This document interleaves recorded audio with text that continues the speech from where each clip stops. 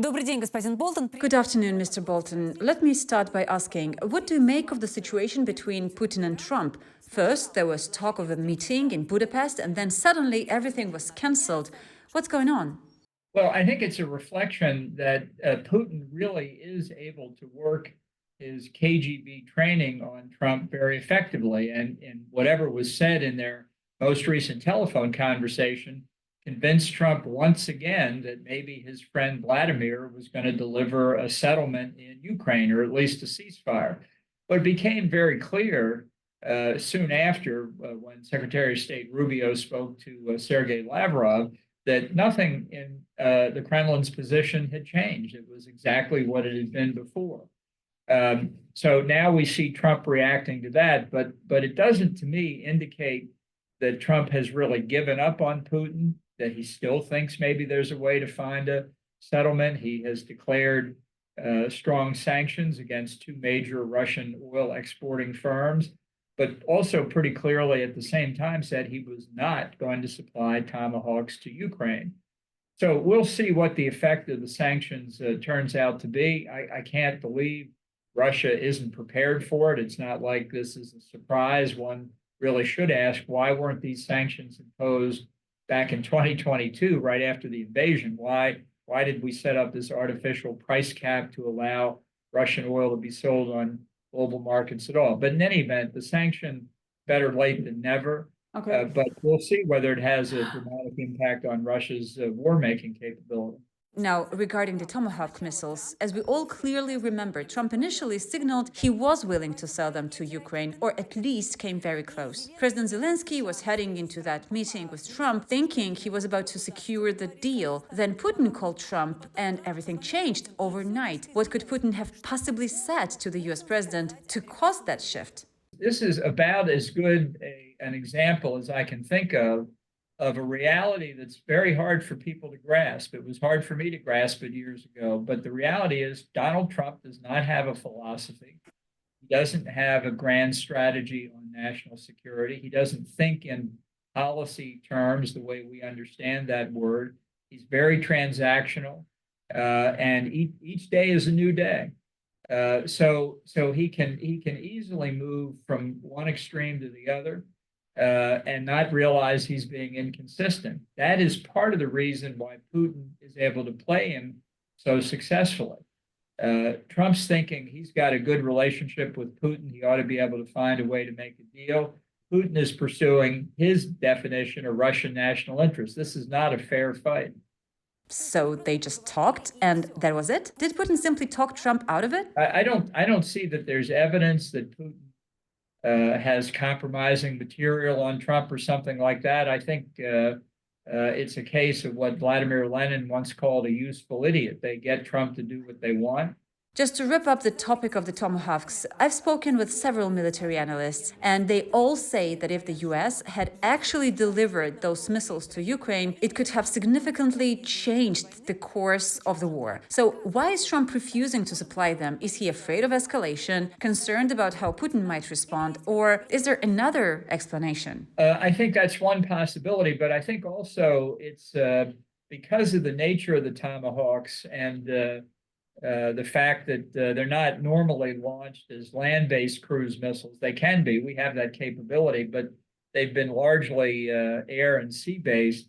That what Trump said yesterday was it would actually take Americans on the ground in Ukraine to be able to use the weapon effectively, or it would require very lengthy training of Ukrainians to give them the knowledge that they would need to use the weapons effectively. Now, that may be an excuse, but it has some validity to it. And obviously, if Americans were directly involved in combat, that would implicate all of NATO, and that could provoke a response from Putin. So I'm not sure the European members of NATO were all that enthusiastic about it either. What Trump did in part, maybe to compensate for that, was to change the decision-making process on targeting deeper inside Russia by things like Britain's Storm Shadow missile, which uses American targeting technology. He didn't change the substantive rules. He just delegated targeting authority back to the Supreme Allied Commander of NATO, who's also the commander of the European Command for the United States. Ironically, that's the way it was in the Biden administration. It was Trump's own Defense Department that changed that early in his term. So what he's done really is gone back to the way it was before he was inaugurated. That's a positive step. But the Storm Shadow's range is much shorter than a Tomahawk, and therefore cannot hit targets all that deeply into Russia. I'm curious, if you were still Donald Trump's national security advisor, what would your advice to the president be in this Tomahawk situation? Yeah, yes, I would. I would have done it 3 years ago too. Okay. Because it's you simply can't accept the proposition that an invading country can hit targets anywhere in their target country, and the target has to be restricted in its ability to defend itself. That's one reason we're in the near gridlock we're in now, because NATO and the U.S. were worried far too long about threats that were really hollow, Russia waging a wider war in Europe. I don't think that was ever a credible threat. All right, let me ask you about the prospects of a peaceful resolution. Is there still room for any kind of agreement? Russia, as we've heard, refuses a frozen conflict. That's what Sergei Lavrov said recently. The Kremlin insists the so-called root causes of the war must be addressed first. Meanwhile, the President Zelensky refuses to hand over the parts of Donetsk region that Russia has not actually captured. So what options are left on the table? I think there's a curious inversion in the position of the two parties. I think Russia's the one that needs the ceasefire. They're the ones that have suffered the highest casualties. The Black Sea Fleet has been put on the bottom of the Black Sea. It would be better for Russia to recover, rebuild its army, and invade again 5 years later. They don't want a ceasefire because they think Ukraine will crack sometime before next summer. So it's the West and Ukraine that are saying, let's have a ceasefire. I think it's very dangerous because it benefits the Russians in this sense. If you freeze the conflict along the existing front lines and then start negotiation in Geneva or Vienna or somewhere, the Russians could just string the negotiations out forever. And what looks like a temporary ceasefire line becomes the new de facto border between Ukraine and Russia. And Russia at that point has 20% of Ukraine's territory. So what can realistically be done now? Not long ago, Donald Trump said Ukraine could actually win this war, take back all occupied territories, return to its 1991 borders. Why do you think he has said that? That's typical Trump. I mean, he says one thing one day and he'll say the opposite a few days later. That's just the way he is. People keep saying, we've noticed a change in Trump's policy. There isn't any change in the policy because there isn't any policy. It's just what he sees in front of him on any given day. I think what Ukraine needs is enough additional assistance that it can change the dynamic on the battlefield. I don't think it has to drive, at the moment, it has to drive Russia all the way back to the lines agreed to at the breakup of the Soviet Union, but it has to reverse the direction of travel. Right now, the direction favors Russia very narrowly, a few 100 yards a day at enormous human cost. But I think the Russians need to be put in mind that they could lose this war. They don't actually have to lose it. But if it's moving in the wrong direction because Ukraine has now achieved superior force on the battlefield, that'll change the Russian bargaining position very quickly. Mr. Bolton, I understand you can't discuss the details of the case being pursued against you in the US, but let me ask you more broadly, what do you think is behind this? What is Trump administration personally trying to achieve? How do you make sense of what's happening? Well, I wrote as long ago as January of 2024 in the new foreword to my book that if Trump were reelected that November, that he would pursue a retribution presidency. And I think that's what's underway. I'm not the only target. In fact, I think there will be many more.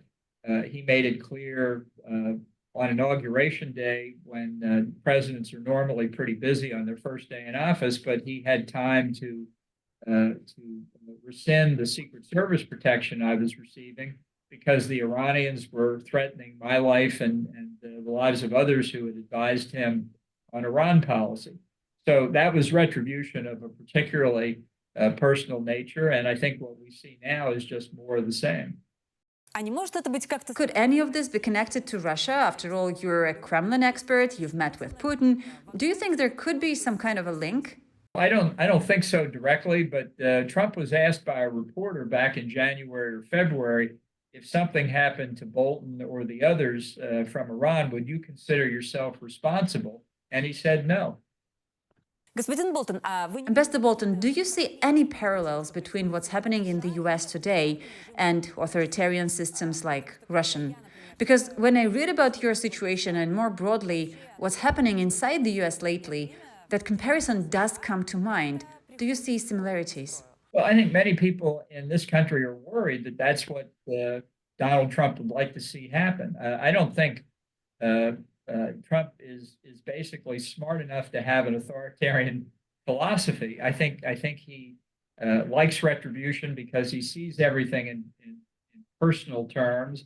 And so if you criticize his policy or say he's incompetent, he doesn't respond by saying, well, my policy is actually this, or here's what I've done. What have you done to show he's competent? He just goes after anybody who criticizes him.